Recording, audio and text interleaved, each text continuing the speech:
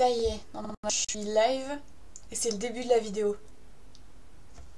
Salut, merci de regarder ma vidéo, c'est cool. Donc je la fais en fait pour participer au YouTube Pagan Challenge, comme c'est marqué dans l'entête, en tant que sorcière, et parce que je trouve ça cool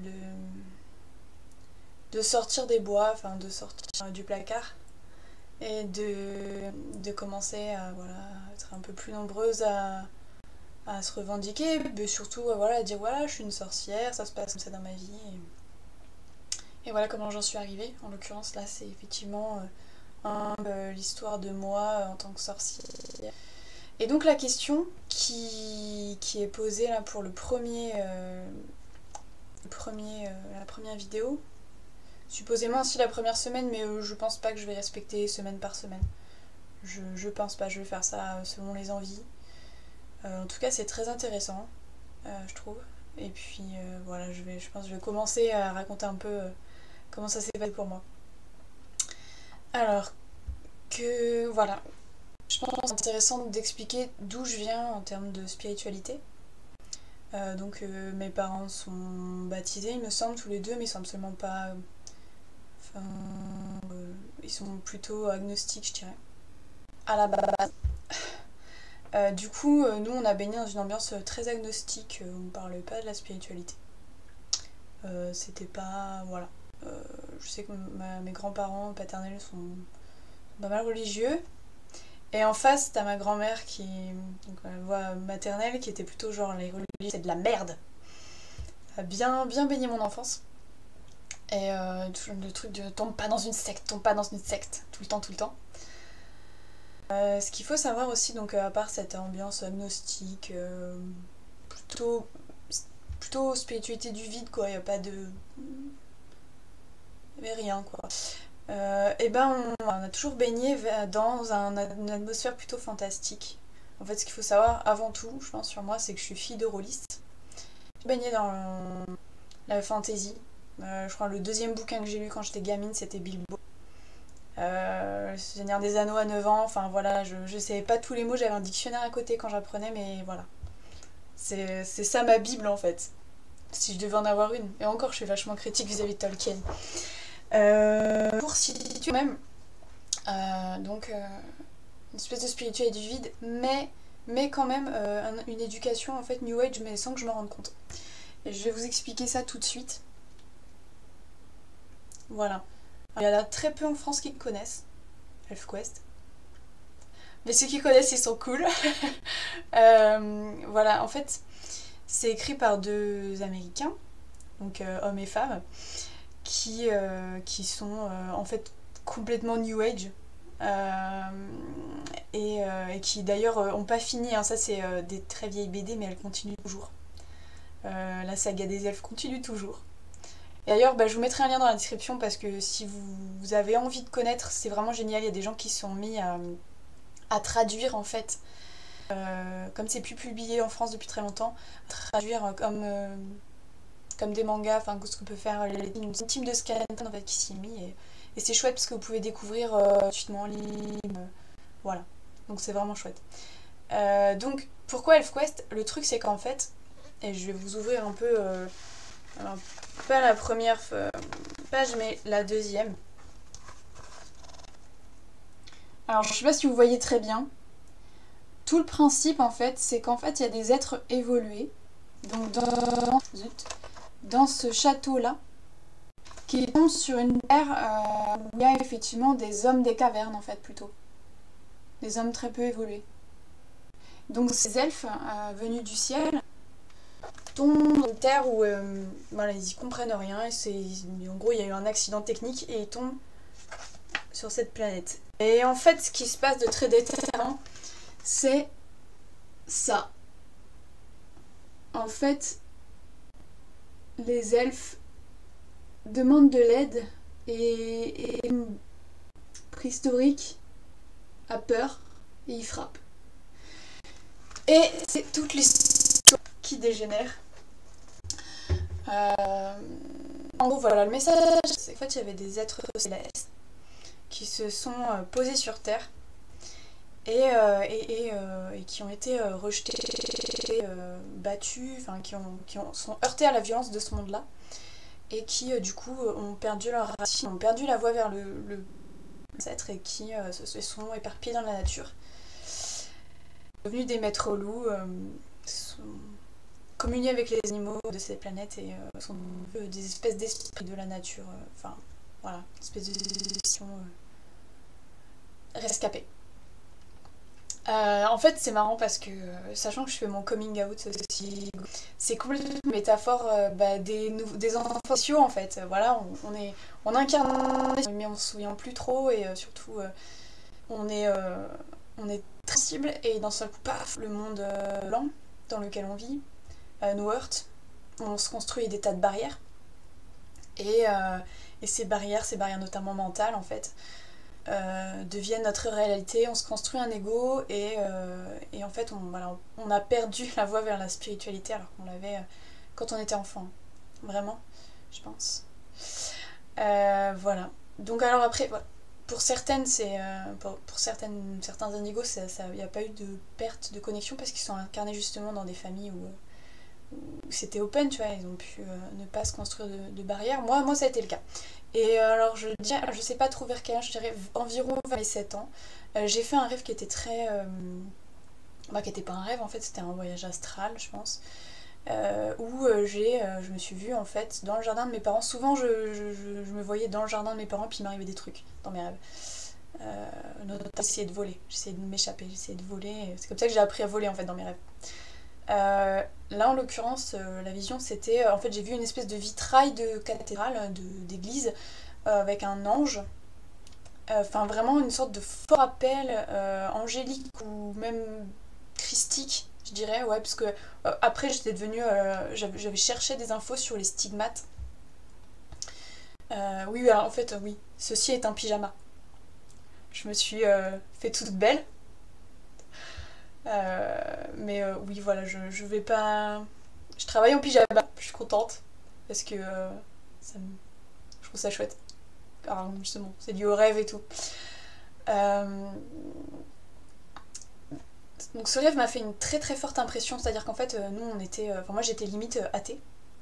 C'est-à-dire que pour moi, voilà, j'étais dans la vie de ma grand-mère, les religions c'est de la merde, les croisades, enfin tout ce que pouvait faire la religion dans le monde c'était de la grosse merde. Ça générait des guerres, c'était horrible, plutôt que d'élever les gens, au contraire, ça les rendait plus cons encore. J'étais très... je lisais Science et Vie Junior, enfin voilà. Mais il y avait ça m'avait remué et je m'étais dit, bon bah, je demandais à ma grand-mère paternelle, si, enfin eux ils sont branchés religion, mais catholicisme quoi. Catholicisme de bas étage, ouais je dirais. Pas, pas intégriste, pas con, pas fermé, pas... voilà, la Bible quoi. Point barre, on va pas chercher ailleurs. Et du coup, ils m'ont filé des bandes dessinées à propos du chemin enfin, la vie du Christ. Moi qui lisais ElfQuest, Tolkien, enfin voilà, plein de trucs super cool, je suis tombée là-dessus et je me suis dit, mais c'est nul. Déjà, les dessins ils sont pourris, et puis surtout, c'est super stupide quoi. Enfin voilà, ça m'a pas plu. Ça m'a pas plu parce que en fait j'avais des guidances spirituelles qui étaient déjà taillées pour moi en fait. Et ce truc de la Bible c'était vraiment pas, c'était pas ma voix quoi. Voilà, donc ça c'était le contexte enfantin on va dire. Voilà, et puis voilà, je m'y suis intéressée, puis quand je me suis rendu compte vraiment que pouvait y avoir des grosses salades, ça pouvait être très intellectuellement pauvre en fait. Les enseignements bibliques ou tout ce qui pouvait... J'ai pas ouvert, je crois pas que j'ai ouvert une Bible, mais je me suis dit, oh, si c'est comme ça, j'ai pas envie d'y aller. Ça a l'air bête. Donc du coup, voilà, je suis devenue encore plus athée, je pense, parce que ma première approche d'une religion, en tout cas, ou d'une ouverture spirituelle, enfin, une réouverture, ça a été, non quoi. C'est pas rationnel, j'en veux pas. Et tant mieux peut-être. Enfin, ça pouvait pas se passer autrement.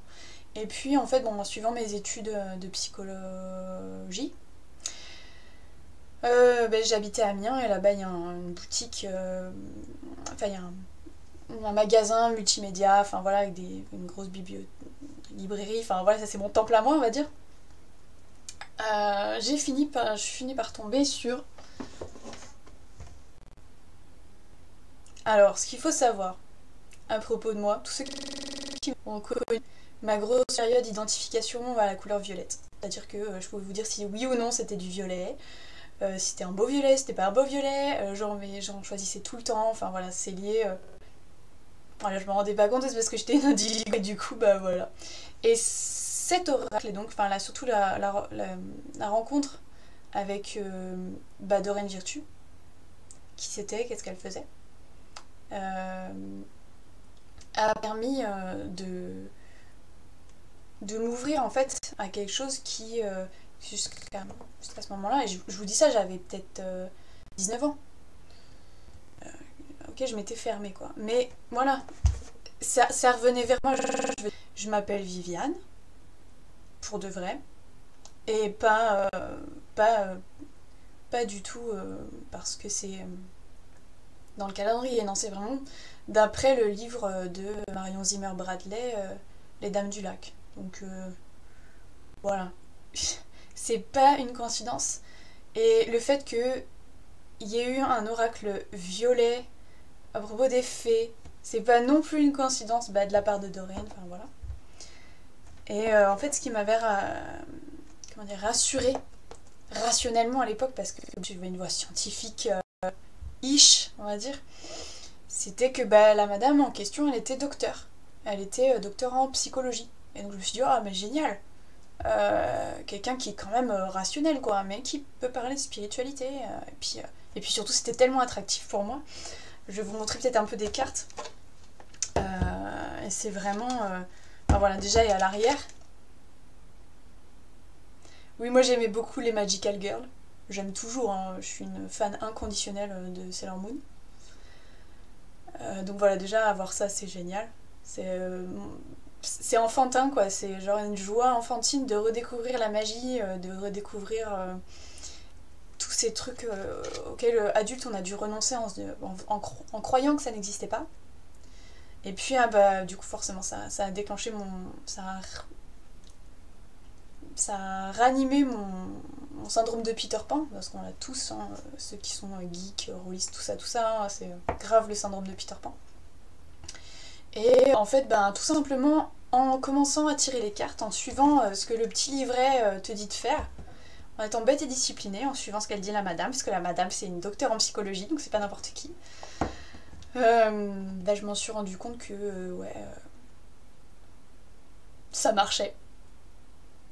C'est-à-dire que ça fonctionnait. C'est-à-dire qu'en fait, sur un certain nombre de cartes quand même, hein, y en a beaucoup, je tombais sur une qui répondait parfaitement à la question. Surtout, enfin, et ça m'a ouvert les yeux, mais c'était une blessure. Pour moi, il y a une 6e blessure d'âme, c'est la blessure de désenchantement.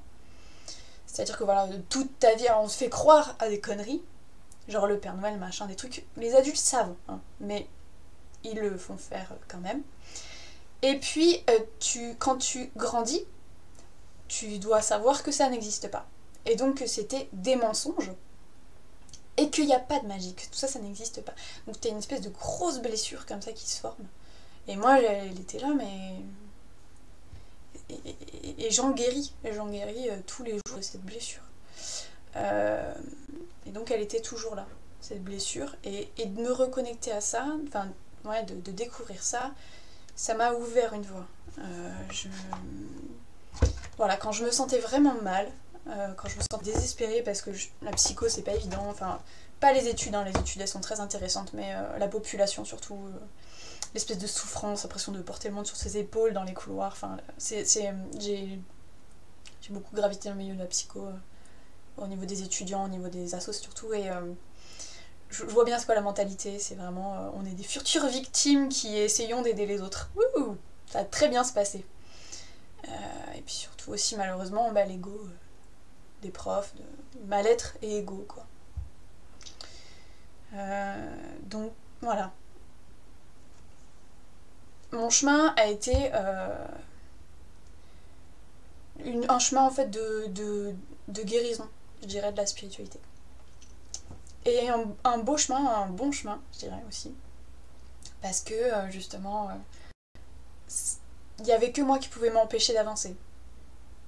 vraiment. Et puis voilà, il y a de pires manières de découvrir la spiritualité que de tomber sur cet oracle, franchement. Voilà, c'est même peut-être une des meilleures, j'en sais rien. En tout cas, complètement taillé pour les enfants indigos. Et puis, alors, ça c'était voilà, début jeune âge adulte. J'étais toujours plus dans la fiction que vivre ma vie vraiment, quoi. J'ai toujours été à me réfugier dans la fantaisie, surtout dans les jeux de rôle, de vivre à travers mes personnages. Et puis, en fait, ben ouais, c'est en arrivant à Bordeaux, en fait, en changeant de ville, en changeant de contexte, parce que c'était plus possible là-bas. Et aussi parce que j'avais une ouverture sur Bordeaux, que j'avais un petit copain et que voilà, j'allais toujours choisir le chemin de l'amour.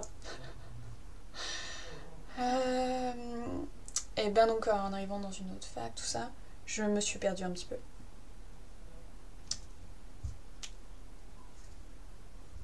Ouais, je fais un peu le pitre. Ça sert, c'est utile. Qu'est-ce que dire? Oui, Bordeaux, voilà. Donc j'ai... Ben, le problème c'est qu'en fait voilà, je débarquais dans une ville où je connaissais une personne avec qui je me suis séparée au cours de l'année. Et donc au final je me suis retrouvée super isolée. Bah, moi ma communauté familiale, hein, pour me baigner dedans ou quoi, là où je me sens chez moi, c'est parmi les geeks. Donc j'ai fini à l'Edil, donc c'est une association qui doit toujours exister d'ailleurs, de jeux de rôle. De jeux en général en fait, il y a plein de trucs. Et bah, je suis vraiment tombée dedans. Je suis tombée dedans et à l'époque en fait aussi en même temps j'avais envie, donc ça c'est le chemin de l'âme quoi vraiment, j'avais envie de jouer une sorcière. C'est-à-dire qu'en fait j'avais joué sur des forums en ligne une fée, une ondine, une dryade, enfin je m'étais fait plaisir, hein, voilà, j'avais expérimenté différentes créatures, mais là c'était vraiment la sorcière. C'est-à-dire que la déesse noire commençait vraiment bien son appel quoi. Et en fait, le truc c'est que j'ai exhumé absolument tous les... Justement, j'ai profité de cet asso pour voir tout ce qui pouvait exister en matière de sorcellerie. Donc j'en ai joué plusieurs. Que ce soit Agon, que ce soit... Non, pas Agon d'ailleurs, justement. J'ai pas pu jouer parce qu'ils ont... Ils avaient des faits... Enfin, Agon c'est un univers particulier. Mais bon, voilà, tout ce qui pouvait être magique, j'ai testé. Je voulais m'investir. Toujours dans la fiction. Et puis, bah, à force de chercher sur la fiction, et parce qu'aussi j'avais participé à un jeu, un forum en ligne de jeux de rôle qui s'appelle Faerie, qui était complètement libre en fait, construit sur une mythologie avec une Cid Cili, donc de la lumière, et une Sidon Cili, donc des ténèbres. Et après, voilà, on faisait ce qu'on voulait, on créait le personnage qu'on voulait. Et c'est comme ça qu'en fait j'ai découvert les sabbats. Parce qu'il y avait un mec sur le forum qui avait posté bah, les fêtes païennes. Et du coup, un gros topic qui s'était lancé sur le forum, c'était pour Beltane, c'était le bal de Beltane, comme par hasard, toujours Beltane. Et voilà, mais toujours dans l'optique fictionnelle. Hein, et toujours dans l'optique fictionnelle aussi, bah, j'ai fini par, je sais pas pourquoi, je cherchais aussi, je voulais essayer de construire mon jeu de rôle où on pouvait vraiment jouer de la féerie. Parce que mon père, en fait, masterise un jeu de rôle qui s'appelle Féerie, mais qui est en fait pas franchement lié à la féerie, au merveilleux. Pas trop, d'une certaine manière, mais ça m'a jamais contenté, on va dire. Et donc je voulais créer le mien, et donc à force, bah, il faut chercher des références, donc l'encyclopédie du merveilleux, que j'ai là, super livre, super beau, avec des illustrations de Sandrine Gestin, tout ça. Donc voilà, j'ai cherché. Et en cherchant, je suis tombée forcément sur le site de la Wicca francophone, qui proposait des rituels, qui expliquait surtout si les sabbats, qu'est-ce que c'est. Enfin, voilà, je cherchais des informations sur la magie. Et cette volonté de vivre une sorcière, mais de pas pouvoir. Parce qu'en fait, je voulais vraiment jouer une sorcière caricaturale. Chat noir, chapeau, pointu, tout. Je voulais vraiment jouer cette sorcière-là, sorcière archétypale. mais pas méchante, juste voilà, au contact de la nature et en contact avec les fées, enfin voilà, tout l'aspect merveilleux. J'ai même cogité un jeu de rôle en ligne, un jeu en ligne, une communauté, enfin une nouvelle sorte de jeu de rôle, enfin moi j'avais plein de projets comme ça, qui se sont pété la gueule, parce que j'étais j'ai l'impression que j'étais la seule à croire en ça, enfin ouais, à vouloir, ou je sais que c'est toujours une super idée, hein. Donc si vous êtes concepteur de jeux vidéo, de jeux en ligne ou quoi, je peux vous balancer plein d'idées, ça y a aucun souci. Mais fallait pas que je le fasse pour de faux. Et puis en même temps, voilà, il y a 2012, au bout d'un moment, qui arrivait. Moi j'ai toujours entendu dire à la fin du monde c'est en 2012. Et j'y croyais vachement, hein. C'était une pote qui m'en avait parlé la première fois. 2012, les Mayas ont prévu la fin du monde, et donc moi j'étais comme ça. Donc je me suis renseignée un peu sur les Mayas, comment ça fonctionne, est-ce que c'est vraiment la fin du monde? Et en fait non. J'ai regardé une vidéo d'un mec qui fabriquait des bijoux Mayas en fait, et qui par géométrie sacrée, par la forme en fait, a fini par tomber dans la spiritualité Maya, dans l'enseignement surtout Maya, et expliquer en fait à un groupe de gens que en fait on vivait effectivement les dernières étapes, les dernières strates de changement comme ça, de la mentalité humaine, qu'on passait à l'âge adulte en gros. Et que oui, c'était la fin, mais parce que la fin de quelque chose pour recontinuer quelque chose. À l'époque, je comprenais pas du tout le phénomène cyclique, j'étais bien dans une pensée assez patriarcale, on va dire. Mais bon, voilà. 2012, j'étais relativement persuadée qu'on allait avoir une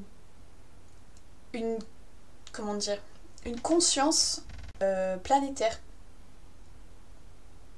Alors, c'était en train, mais pas la fin du monde, c'est-à-dire que moi je pensais qu'il y a des extraterrestres qui allaient se manifester. Bah non. En tout cas, qu'on sache, pas qu'on tue, il s'est rien passé quoi. Et j'étais dégoûtée. Parce qu'en même temps, j'avais un appel spirituel. Quelque chose arrive. Là, il y a une urgence climatique, il y a une urgence humaine qui m'appelait. Moi, j'ai fait partie des indignés. Enfin, pour moi, c'était important qu'il y ait quelque chose qui se passe, quoi. Mais je cherchais à l'extérieur. Et puis, voilà. Encore l'oracle.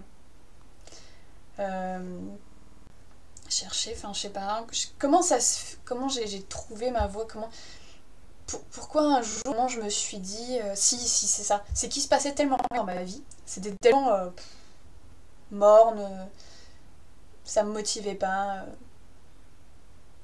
et puis j'avais envie d'autre chose, j'avais envie de spiritualité, j'avais envie j'avais envie de vivre ce truc de sorcière. Et puis je pense que je commençais à me faire à l'idée que... ça m'intéressait en fait, tout simplement, ça m'intéressait. Voilà, j'ai commencé à chercher à propos des sabbats, surtout. Qu'est-ce que c'est? Alors c'était la même époque à peu près que maintenant, mais c'est genre les Lupercales venaient d'être... Et je me disais, oh mais je peux pas célébrer ça. Enfin je me disais, la festif m'intéressait, festif et communautaire m'intéressait énormément. Je trouvais ça génial de pouvoir célébrer des fêtes en plus dans l'année. Donc voilà, je me suis un peu renseignée, la Wicca, machin, et puis à force de chercher, je tombe sur la Fayenne pour rencontrer des gens. En fait, moi c'est vraiment ça qui m'intéressait, c'était célébrer et rencontrer des gens. Pratiquer la magie, c'était pas ça qui m'intéressait, parce qu'en plus j'avais des grosses barrières mentales vis-à-vis de ça. Mais en fait, par contre, voilà, avoir une spiritualité communautaire, un aspect festif, un truc qui relie les gens, mais en plus dans un aspect naturel, quoi, dans la célébration des saisons, je savais pas trop quoi, mais je trouvais ça super chouette. Et donc j'ai commencé à chercher sur France Payne qui était sur la région de Bordeaux, qui pouvait pas m'initier en fait, mais comment ça se passait pour eux, peut-être qu'ils étaient plus avancés. Et puis bon, il y avait surtout des week-ends, enfin, je tombais sur 2 week-ends, sinon, une... bon voilà, désolée.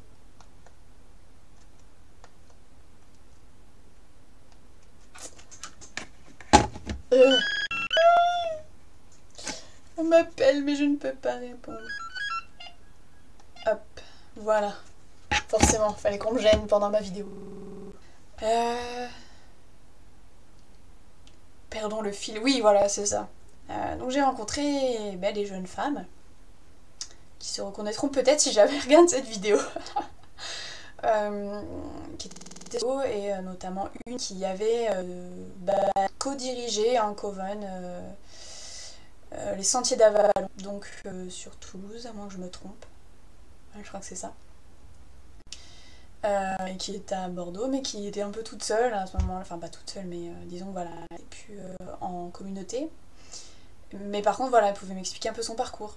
Et donc elle m'a conseillé de faire un hôtel, enfin voilà, elle pouvait ressentir l'énergie, elle avait toujours eu des visions. Alors moi je me sentais un peu, c'est mon sentiment personnel, non mais remettre dans son contexte, je ne m'identifiais pas comme ayant des capacités. C'est pas ça qui m'a menée vers la sorcellerie, parce que en fait les miennes elles sont pas hors du commun, enfin elles sont, c'est plus subtil que ça on va dire, et surtout elles sont liées plutôt à l'état d'être indigo que à un karma lié de guérisseur de machin truc. Non, moi je pensais pas, je me disais est-ce que je peux, je me demandais est-ce que je peux sentir les énergies, est-ce que c'est possible? Et puis il y a plein de sites qui t'ont dit oui il faut s'entraîner, tu prends des pierres machin, donc elle m'a encouragée à le faire. Je me suis dit bon pas ce côté miroir Alice quoi. C'est serait génial si la magie existait. Ce serait génial, toute ta vie t'as voulu ça. Il faut que tu le fasses quoi. Et puis j'en avais envie, puis j'avais pas envie d'être toute seule, donc j'ai contacté des gens, voilà, et puis à force on avait... J'ai toujours eu ce très fort sens de la communauté, de l'envie en groupe, mais dans la notion sacrée communautaire, vraiment l'ami au sens large des personnes avec qui on veut célébrer, être ensemble, avec qui on peut se lâcher, avec qui... voilà. Et malheureusement, alors ça n'existait pas à l'époque à Bordeaux. Ça n'existe toujours pas, je pense pas. Enfin, j'ai toujours des contacts à Bordeaux. Parce que voilà, au bout d'un moment, il y a eu Café Païen. Que en fait, c'était essentiellement mon initiative. Même si en fait, le terme Café Païen, c'était l'idée de l'autre personne qui avait principalement contacté. Et puis, voilà, on était plus ou moins trois. En fait, la personne qui a eu l'idée du Café Païen n'est jamais venue au Café Païen. Et puis voilà, karma en fait. C'est du pur karma en fait. Des communautés, j'ai ce karma communautaire qui m'ouvre, qui continue encore un peu parce que c'est pas libéré, c'est du karma interpersonnel. Mais bon voilà, ça. Ma voie j'ai suivi notamment avec des embryons comme ça, de communauté, des contacts avec d'autres gens en fait. Et j'ai su notamment que j'avais une aura violette parce que dans cette association de jeux de rôle à Bordeaux, il y avait quelqu'un qui était une femme, qui se reconnaîtra peut-être si jamais elle regarde la vidéo, qui venait juste de récupérer une capacité de voir les auras. Et ça la saoulait. Et moi qui venais de psycho, je pouvais identifier si les personnes mentaient, ou si elles étaient pathologiques. Elles mentaient pas. Et elle était pas pathologique. Enfin, en tout cas pas là-dessus. C'est-à-dire qu'en fait c'était vrai. Ce qu'elle disait c'était vrai. C'est-à-dire que ça la saoule devant les auras, ça pouvait pas être faux. Elle était pas du genre à attirer l'attention sur elle. Enfin, il y avait une espèce de... Mais voilà. Non, voilà. Donc si elle mentait pas, si elle était pas pathologique, pas folle, bon ça devait être vrai. Et elle a fini par me dire un jour que c'était normal que j'aime le violet parce que j'avais une aura violette en fait. Et j'étais comme ça, ouais, trop bien, mon aura elle est violette. C'est un rêve devenu réalité en fait. C'est une aspiration, une envie très très profonde qui devient réalité. C'est un peu maintenant l'histoire de vie, ce qui est cool. Plutôt que de vivre un cauchemar ou quelque chose d'assez grisâtre en continu. Maintenant, voilà, je sais qu'il y a de l'ombre et de la lumière, mais que globalement en fait je me dirige de plus en plus vers de la lumière et que je suis une lumière. Voilà. Donc ça je pense que ça peut aider. Et puis bon bah forcément à côtoyer des gens, s'ouvrir à la spiritualité dans le sens plutôt Wicca, aller dans des boutiques ésotériques, donc la maison des deux fées, Dreamcatchers. euh, mais voilà, moi j'ai acheté d'autres oracles, et puis surtout des bouquins. Et surtout un livre, parce que j'ai cette dimension sorcière, mais aussi du coup j'ai pu m'ouvrir au chamanisme, parce que j'essayais d'aller le plus aux racines possible. C'est-à-dire que je me suis rendu compte que la Wicca était quand même une religion et qu'à la base bah, c'était des traditions sorcières familiales en fait. Quand les gens étaient barreurs de feu, guérisseurs de génères, on se mettait du ça forcément, qui était très particulier. Hein. Et dont ils étaient au clair ou pas, hein, parce que bah mine de rien il y a toujours mais des ancêtres ont cramé pour ça quoi, donc tabou quoi. Aux racines la Wicca, donc c'est ses habiletés, donc des gens même sur Bordeaux que je connaissais qui avaient des habiletés. Et cette dimension naturelle que j'ai pu retrouver notamment dans le celtisme. Bah, je vais vous montrer des livres. Comme ça, ce sera révélateur.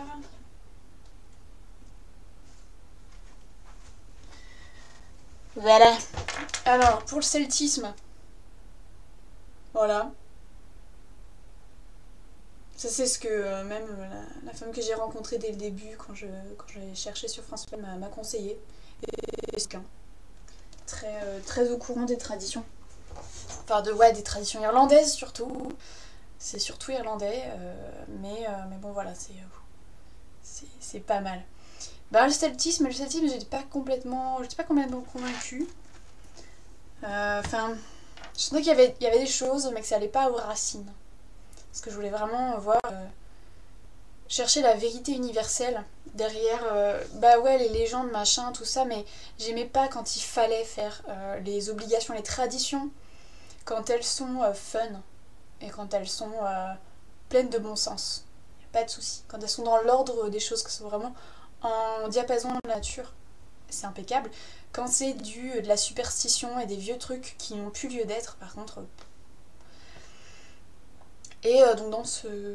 Je sais plus si je suis tombée sur ce livre. Oui, c'est ça, je cherchais dans la bibliothèque de Dreamcatcher, je pense. Et je crois que c'était là-bas que je l'ai acheté, hein, je crois vraiment. Bien sûr, là, je vais pas l'avoir, je l'aurais pas trouvé. Bon, il se cache, c'est pas grave. Ça veut dire que fallait pas que je vous le montre aujourd'hui. Mais bon, en gros, c'est quand même cet auteur-là, donc Gilles Verse.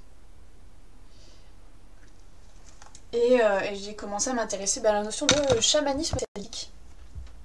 Parce que celtisme, mais parce que aussi chamanisme. Et qu'en fait, quand tu commences à lire les bouquins de Wicca, de machin, ils te parlent très vite du chamanisme comme racine.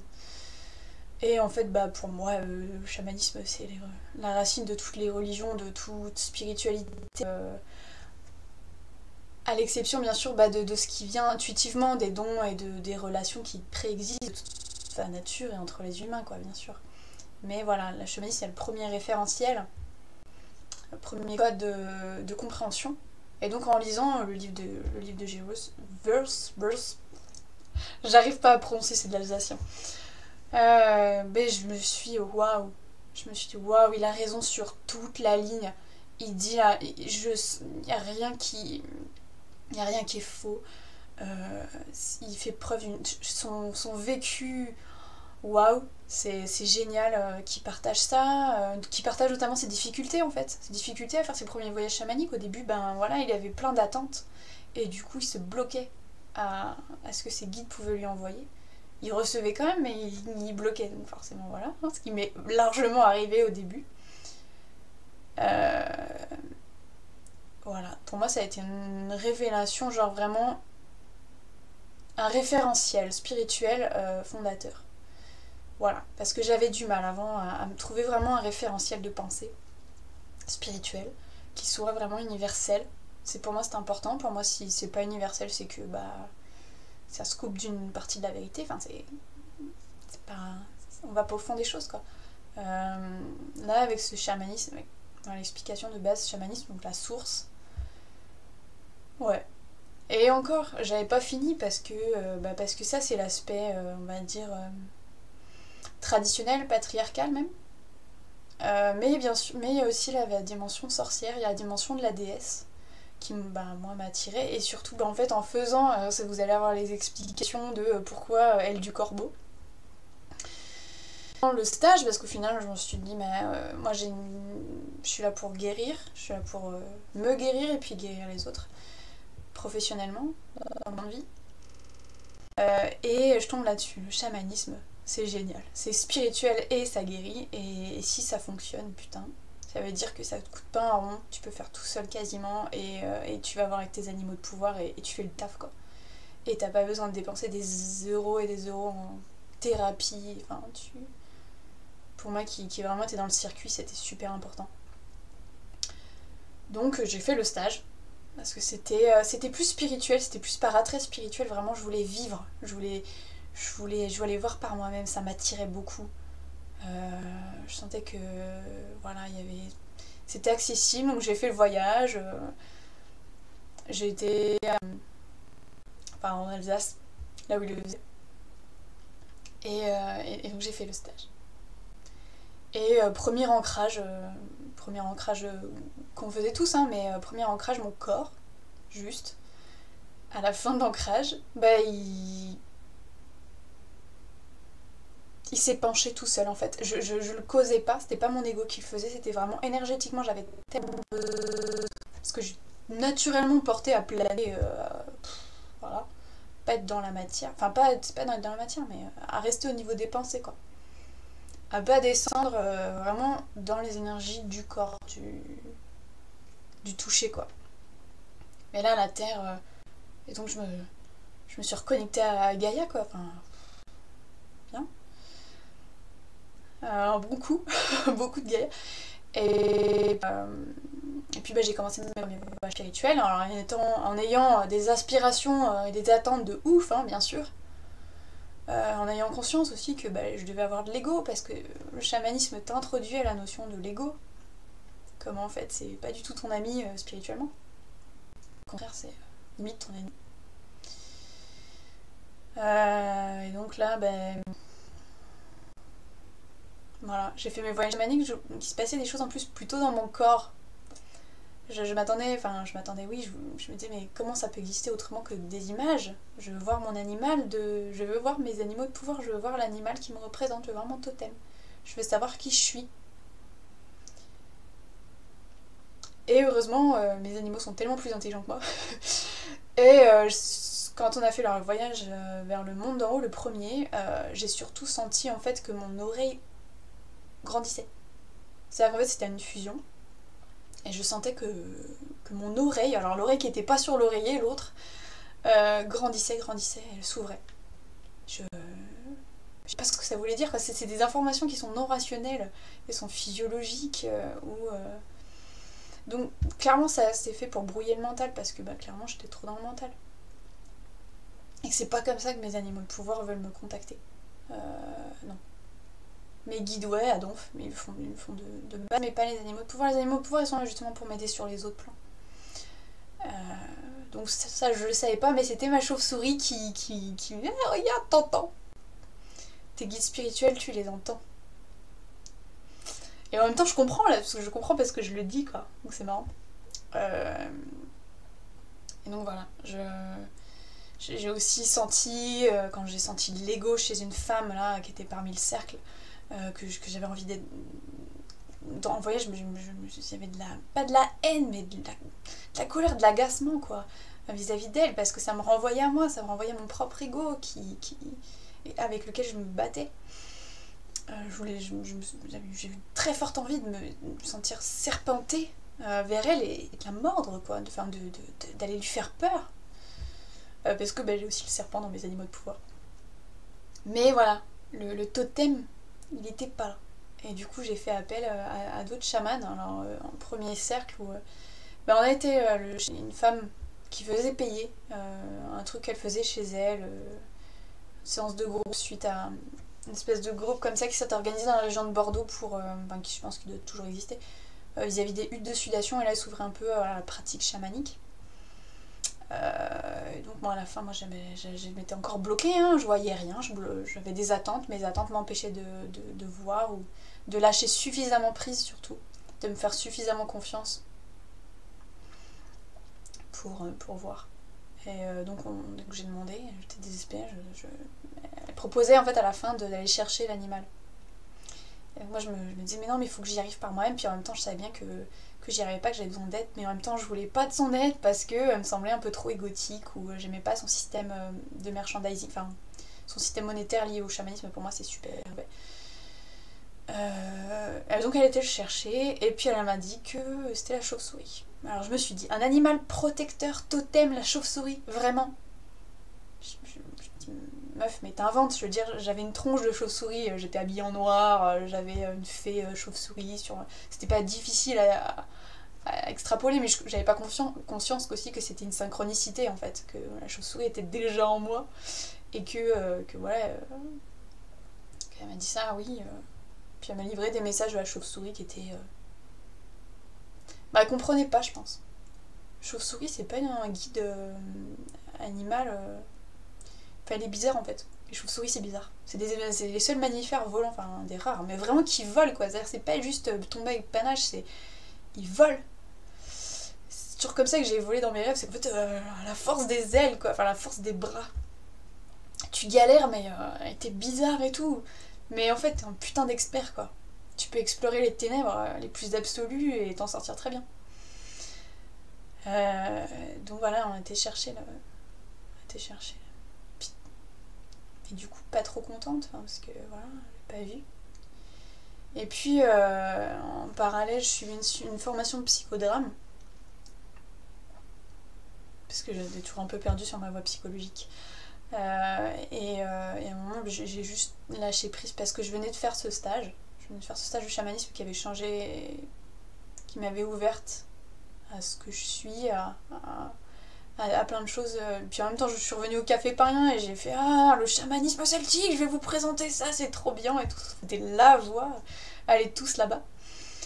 Voilà, je me rendais compte en fait en psychodrame qu'en fait on psychotait en groupe, on psychanalysait, on restait mais surmentalisé quoi, de la masturbation intellectuelle de ouf et zéro guérison vraiment, mais tellement pas, c'est tellement de la mise en scène pour l'ego, enfin tellement enfin il y a des outils de merde quoi, faut bien le dire. Et moi je voulais mieux, je voulais être plus efficace pour les gens, je voulais pouvoir proposer des choses plus accessibles. Donc puis ça me demandait trop, ça me demandait d'être, de me lever super tôt, d'aller là-bas, de psychoter avec des gens qui n'étaient pas bien dans leur peau, et puis il fallait que je me prépare à manger, enfin c'était trop demandant, et en fait je suis revenue un soir, c'était une pleine lune, j'étais habillée en noir. Ah oui, je vous ai pas parlé de la divination qu'on a fait au groupe, je vais vous le dire maintenant. Donc quelqu'un a réceptionné pour moi, heureusement, parce que comme je bloquais mes visions chamaniques, j'aurais capté que dalle si ça avait été moi qui aurais dû le recevoir, mais en l'occurrence c'était quelqu'un qui avait la full HD qui était très bien en termes de chamanisme, voilà, je pense que c'est une chamane naturellement, et qui m'a dit ben voilà, ce qui s'est passé pour moi dès que le tambour a commencé, donc genre je me dis oh c'est bien hein, dès le début et tout. J'ai entendu très distinctement l'aile du corbeau est noire. Cette phrase. Et je me suis vue portée par un très grand corbeau dans une nuit noire. Et c'est très surprenant. Et la nuit était baignée par une pleine lune très brillante. Juste ça. Et moi j'avais posé comme question, le sujet, la réponse à cette divination, c'était quelle voie professionnelle est la plus positive pour moi? Quel chemin professionnel? Et je me suis dit merde, mais ça Ça, c'est une voie professionnelle, mais de sorcière. Je veux dire, on a tout là. On a le corbeau, on a la nuit, on a la pleine lune. Super, super féminin, quoi. En plus, pour moi, la lune, c'était la déesse, quoi. Standard. Donc je me disais, donc en même temps, j'étais genre, waouh, cool. Et en même temps, j'étais genre, mais putain, mais comment ça m'aide, quoi. Qu'est-ce que je fais de ça? Écouter les esprits, là. Comment je fais en psycho, moi? Comment je fais? Ben, j'ai galéré. J'ai galéré parce que ça voulait dire abandonner le domaine vraiment rationalisé, balisé, pour entrer non seulement en spiritualité, mais en plus la spiritualité, voilà. Enfin, vous pouvez analyser comme vous voulez ce message, de toute façon il est pas fait que pour moi.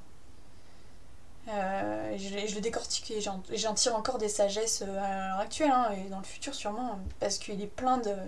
Il est truffé de trucs, il est truffé de sagesse.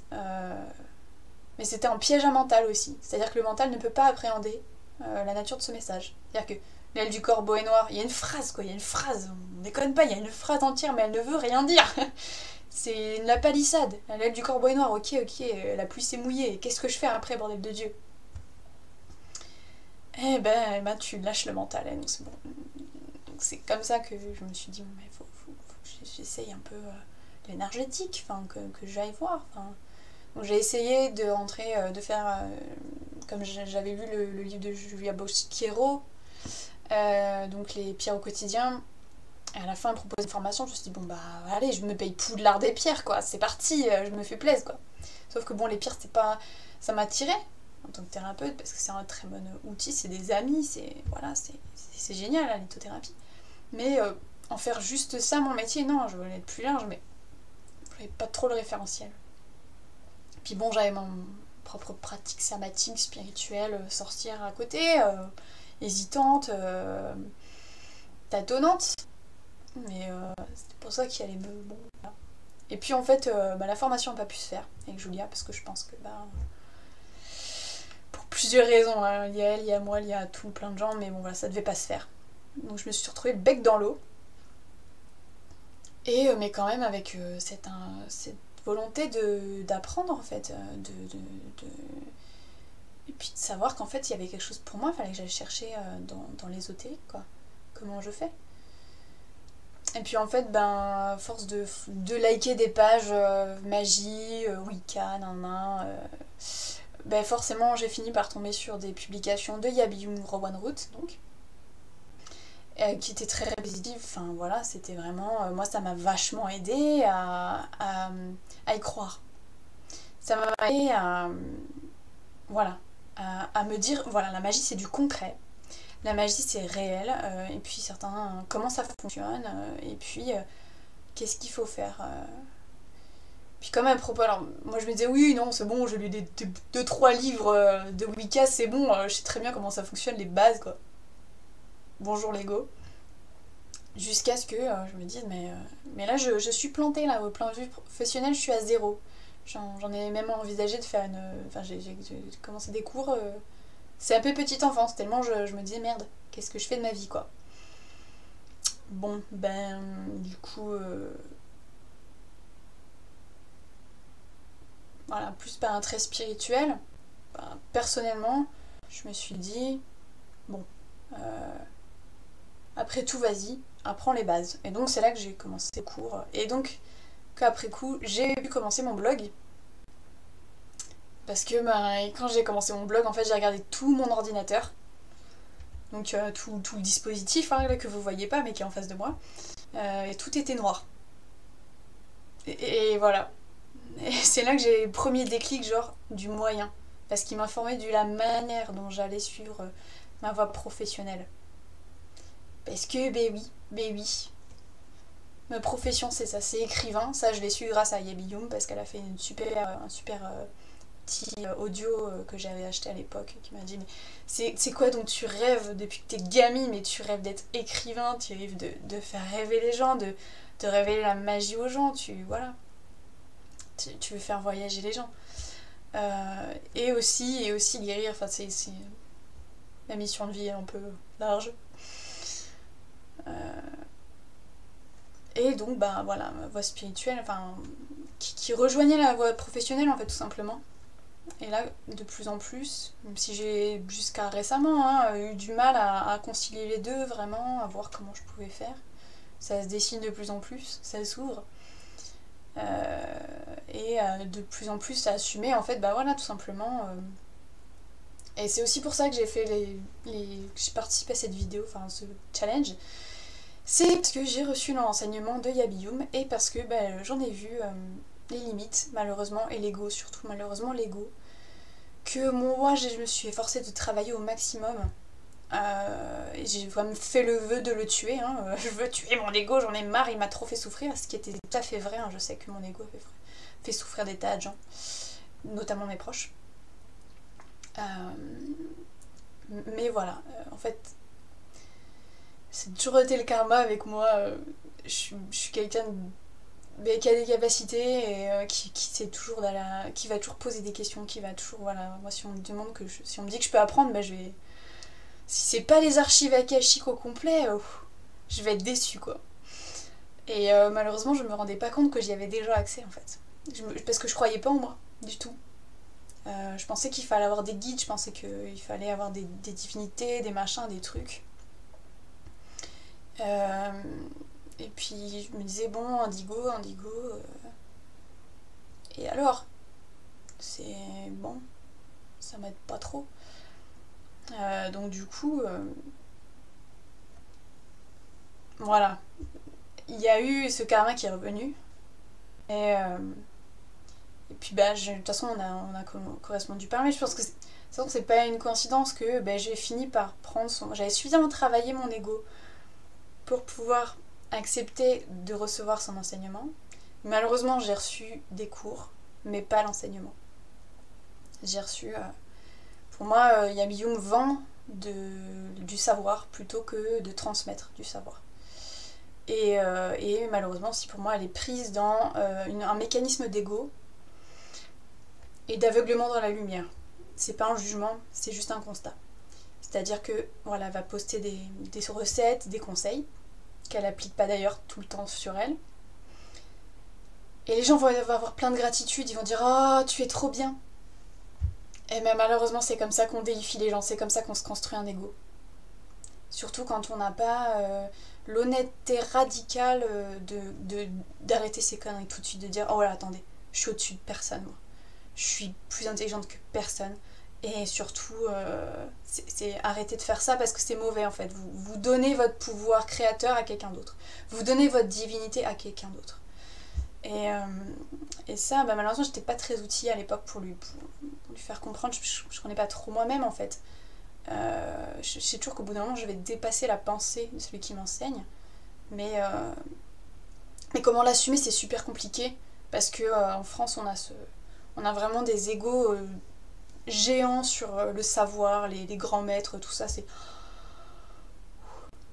Et on sait, maintenant je sais très bien qu'en fait les plus grands maîtres ça va plus être les vieux cons, ça va être les gamins, les enfants. Les enfants, dès qu'ils commenceront à parler, même en te regardant, en travaillant comme ça, parce que en travaillant en crèche, j'ai vu des enfants qui me regardaient, je me sentais bête. Je me sentais petite. Je me sentais dépassée. Je me dis, waouh, il y a un maître devant moi. Et c'est génial. C'est génial de se faire instruire, d'évoluer grâce aux enfants. Plutôt que et de rompre ce cyclisme du patriarcat, des vieilleries et de plein de fausses croyances, tout ça, avec l'enseignement des vieux. Pour moi, il y a une sagesse dans les traditions quand elles sont saines, quand elles sont utiles surtout.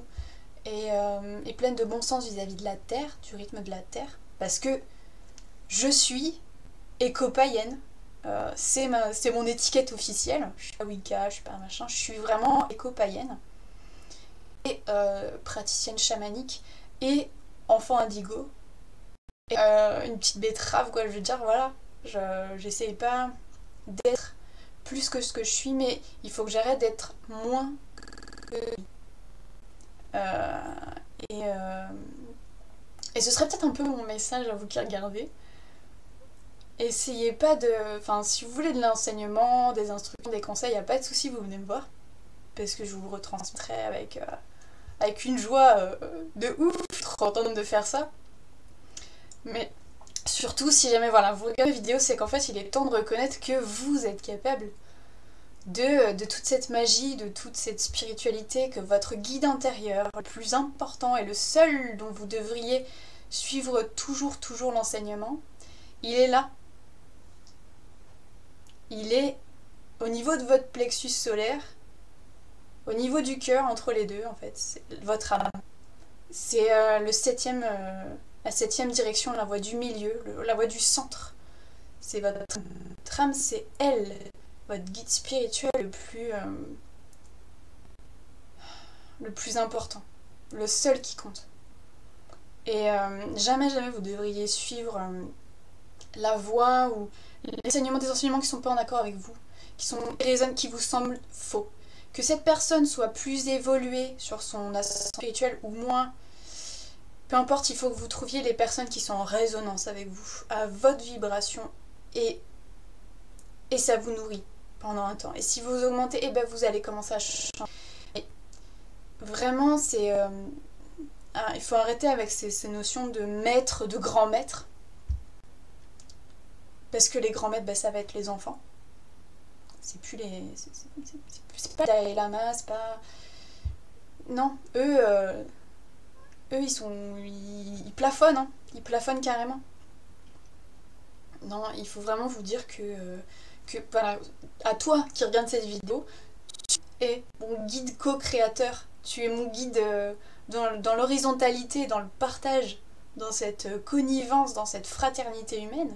Et cette sororité surtout qui me fait kiffer parce que moi je pense j'ai vraiment des grosses envies, un cœur gros comme ça, d'imaginer une sororité de sorcières. Pour moi ce serait trop bien. Ce serait tellement des guérisons mais millénaires, hein, on parle de ça, hein, qui se feraient. Voilà. Et moi j'ai envie d'en être mais grave. Et j'essaie de le créer à chaque fois, ça marche pas. mais j'y crois. Et peut-être que en fait tout ce qu'il m'est demandé c'est d'y croire et que ça va se faire. Voilà, et de faire confiance. Me faire confiance et faire confiance dans la toile de vie dans laquelle on est tous intriqués et qu'on élabore tous en même temps. Qu'on en ait conscience ou pas. Mais il faut en avoir plus conscience parce que c'est la réalité en fait. Voilà, donc ça c'est l'exposé complet, on va dire, de comment j'ai trouvé ma voie, à savoir la voie vers soi, hein, tout simplement. C'est ça la voie spirituelle. C'est ça la spiritualité, c'est trouver le chemin vers soi, vers son âme. Qu'est-ce qui nous reconnecte à notre âme. Et du coup, je tiens à remercier absolument toutes les personnes qui m'ont aidée, qui m'ont guidée, que ce soit dans l'ombre ou la lumière, dans mon chemin spirituel vers moi, parce que j'en avais besoin. Et voilà, et je vous aime tous profondément pour tout l'enseignement que vous m'avez donné ou vendu, mais bon voilà, qui est passé quoi. Et j'espère que surtout que je vais pouvoir aussi retransmettre à mon tour. Et voilà. Je vais arrêter cette vidéo maintenant. Tu touches sympathique.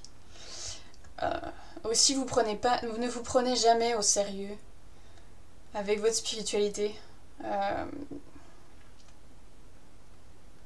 Non. Parce que c'est un piège. C'est un piège. Je peux vous retransmettre ça. C'est plus... En tout cas pour moi, quand je me prends trop au sérieux avec la spiritualité, je vais me prendre des baffes. Je vais me prendre des baffes interindividuelles. Parce que ma spiritualité, elle se fait dans la joie. Elle se fait dans le partage. Et il n'y a rien de grave. Il faut pas croire que la spiritualité, ça peut se vivre autrement que sainement dans la joie. Dans la joie, dans l'amour, dans l'harmonie. C'est vers ça qu'il faut tendre, c'est tous ces petits signes. Et si jamais c'est autrement, ça veut dire que c'est un peu malsain. Et à vous de voir si jamais vous voulez malgré tout y aller, comme je l'ai fait souvent, ou si vous voulez vous dire non, je me fais confiance. Et je vais vraiment, vraiment suivre que les personnes qui me semblent humbles, sages, pleines d'amour et de joie. Et il n'y en a pas. Et il y en aura de plus en plus. Il y en aura de plus en plus des gens comme ça, parce que en tant qu'indigo, on est de plus en plus à s'éveiller, mais non seulement à l'amour, mais à guérir ensemble. Ça va arriver, ça arrive, voilà. Et en faisant cette vidéo, j'y contribue. Donc c'est cool. Voilà, bon j'espère que cette vidéo est pas trop longue, je sais pas combien de temps ça dure, mais au secours, au secours. Et puis voilà, donc rendez-vous je sais pas quand pour la prochaine. Sûrement avant la semaine prochaine, je pense. Et puis je vous souhaite une super lune des tempêtes. Une super pleine lune des tempêtes. Alors il faut pas supposément porter de pierre de lune les jours de pleine lune, mais bon j'ai décidé d'y aller à fond dans l'émotionnel, c'est parti. On est en pas, on l'est pas. De dire si vous avez envie de vivre dans la sororité, votre spiritualité, on est là. Tout le monde n'en a pas conscience, mais les sorcières sortent du bois et en fait on devient prête à constituer cette sororité. Ça c'est ce que je peux capter du futur, j'ai envie que ce soit mon présent, mais j'apprends la patience aussi. Voilà. Les sorcières sortent des bois et surtout en fait il faut pas... Il y a une très grande richesse dans l'autre. Il y a une très très grande richesse dans l'autre.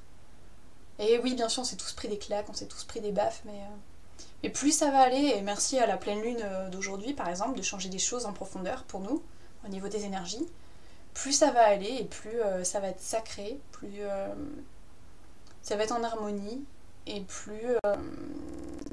surtout parce qu'en fait on a tendance à croire que voilà on est des âmes toutes jeunes, débarquées. C'est des conneries en fait, on a pas mal d'âmes, surtout les sorcières je dirais. Et on est des vieilles et on s'est déjà croisés dans d'autres vies.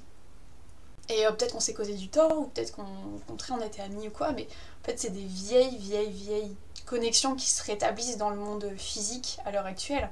Et de plus en plus. C'est-à-dire que si vous me suivez sur mon blog, un jour je vais faire mon coming out vis-à-vis de ma flamme jumelle, ça va envoyer du pâté. Ça va être tellement magique, ça va être tellement bien. Moi je peux vous promettre que ça existe. Parce que je le sens en moi. Je sais que je vais aider à exister. Et je sais pas, c'est... Ouais. Le message c'est... C'est tellement bien la vie. On a tellement chié. Le pire est tellement dans nous. On avancer vers ce qui vous fait peur, mais avec courage, et plus c'est que de la beauté qui vous attend, c'est que de l'émerveillement, des belles conquêtes et surtout des belles guérisons. Qu'on se rend des guérisons, puis après quand l'espèce humaine sera guérie, on pourra guérir la Terre. En fait, la Terre, on va la laisser se guérir toute seule. On aura arrêté de lui faire du mal, mais d'abord, l'urgence, c'est de se guérir toute. Voilà. C'est mon message de fin. Je vous fais des gros bisous. Et puis, à la prochaine fois. Et j'espère que cette vidéo vous a plu et qu'elle n'est pas trop longue surtout. Mon Dieu, mon Dieu. Voilà. Merci pour votre courage de m'avoir suivi. J'essaie d'arrêter maintenant cette diffusion.